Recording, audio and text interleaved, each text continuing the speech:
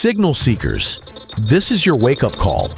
You've been hearing it in the noise, seeing it in the static. Are you receiving the frequency? Strange lights, lost places, forgotten stories. The signal has always been there. If you can hear this transmission, you're already part of the signal. Welcome to Backwoods Signal, broadcasting from the edge of reality. Corey Godsey was a case I think a lot of people followed. I was one of the ones that had followed it. It was sad because it was a child. Whenever you start looking, again, the first thing that I want to start looking at, and this is how I do it, not saying that's how everybody does it, but I go how I was trained. I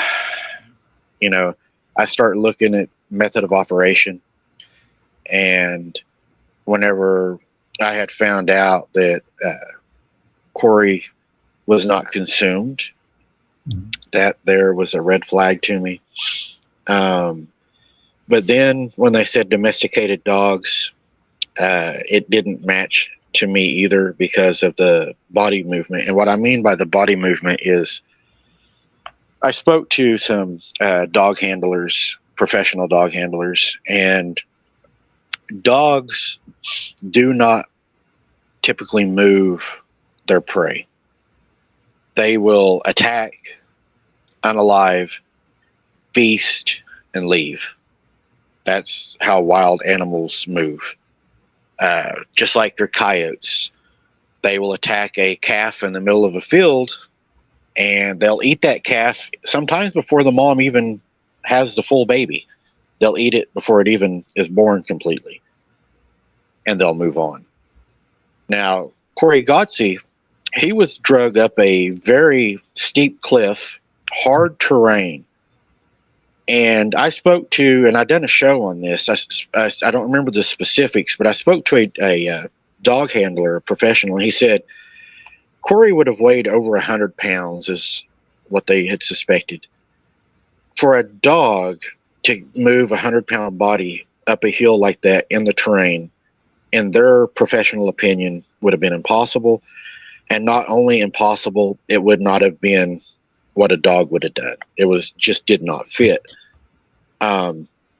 If you would have had several dogs, it would lower even the statistics that they would have done it, because one dog moving a body to where the other dogs would have seen it as a threat, they would have fought back, and you would have had a tug of war action, and it would have been bad.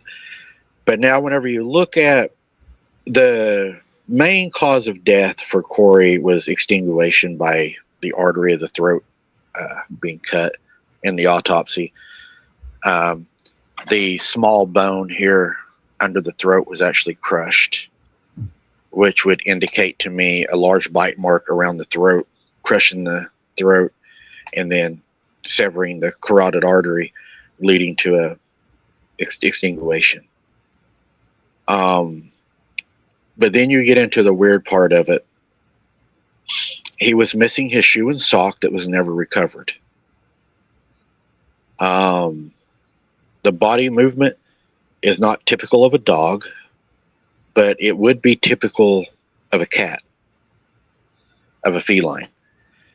We know that large predator cats in the wild, when they kill their prey, they will move them to places to later eat them. Lions, tigers will hide their prey in trees. They'll move them. Now, Corey not being consumed, again, he was not consumed. According to the autopsy report, there was no consumption. There was a massive gash on the throat, and he did have some puncture wounds of some sort. And my belief was, if it was not cryptid, that it would have to be a feline. It would have been a cat, a large cat, mountain lion probably. I know that later on, after I had done that video on it, that they had actually came out and said that a lot of people in that area had seen a large mountain lion. They sent him, from what I understand, down the road to take the trash out. That's when it happened. I know the mother and the boyfriend were under investigation for a while because of alleged drug use. And I also know that property, the house and everything, after that attack happened, it was burnt to the ground. Mm-hmm. So there's a lot of questions in that one. That town, they did not release a lot of information. And the report writing, not knocking small towns, but the report writing you could tell was not from a well-schooled officer. It was a small town report. Not a lot of information. The autopsy, it stated it was an unknown canine. The police said domesticated. The autopsy itself said unknown canine. And you'll find in a lot of these cases, the physician and the coroner will have different ideas as to cause of death and what done it. Unknown canine leaves a big hole for interpretation and for debate. Right. Because Scott Carpenter, Melba Ketchum, they proved that an unknown canine can be canine DNA with an unknown father, which they suspected to be fallen angel, which would be Nephilim. Which I believe, even take it a step further, I think that the things that we're probably dealing with now in the woods, I wouldn't even call them Nephilim now. I think they would fit more the biblical term Eliod, descendant of the Nephilim. I'm not sure that we still have Nephilim here, but I do believe that we do have the remnants of them, and possibly the what would a good word be for the, I guess, still the corruption within the DNA of the Nephilim being the Eliod, which would be a descendant. That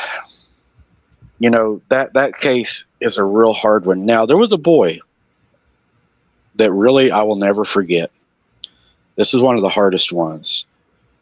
His name was James McNeel out of Oklahoma.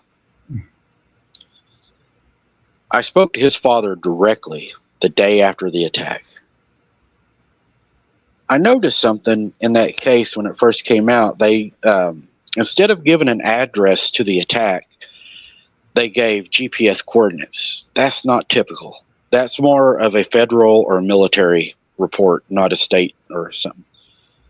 So I plugged those coordinates into Google Earth, and it took me to a location.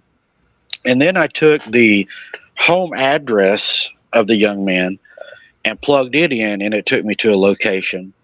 The two locations were in the same area, but were not the same spot. One location was at the house. The GPS coordinates were at a pond approximately 100 yards from the home. So it didn't make sense to me at first. I knew something was weird about it. So after speaking to the father told me that his child went missing. State game wardens arrived at the scene. They seemed to take over the scene. Emergency personnel was not allowed into the backyard. Only law enforcement. And it was very clear that the wardens were in control of the situation. Later, it was released that the young child was found in the backyard, which I felt something was wrong with that, because the father had stated he had searched for his child for approximately 30 minutes before calling 911. If you can't find your child in your backyard in 30 minutes, there's an issue. Especially the size of his backyard. It was super small. Later on, after speaking directly to the father, he came out and told me, he said, "There's something I need to tell you." He said, "My son was not found in the backyard. He was found at the pond." His head was removed and placed underneath his left arm, and he was missing internal organs, and he had been consumed. After having further conversations with him, I know that they were talking to other agencies. The last conversation I had with him is the agencies were going to pay for the cremation of his son, funeral expenses, They had got a new vehicle. They were moving, and we were supposed to have another conversation, which never happened. And I later found out through tracking them, trying to find out where they was at. Not saying anything about anyone that would be, having hard times, or everybody has hard times, especially right now. But you could tell that they were not a rich family. They were a lower class family. Their home was older. It was, not well took care of the yard. And whenever I later checked up on them, they're living in a very nice 2-story home, 2 brand new cars. She actually made a post that said, "I am finally getting to live the life I always wanted, living my best life," or something like that. So it definitely came into a lot of money after that happened. I interviewed the neighbors also. They were on their porch the night that happened, the evening actually. And there's a dog kennel across the road. They said if you even slam your door, the dogs go crazy. The dogs never barked that night. They were on the front porch celebrating a birthday. They never heard the child scream. They never heard an attack. All they heard was the mother screaming when they found the body.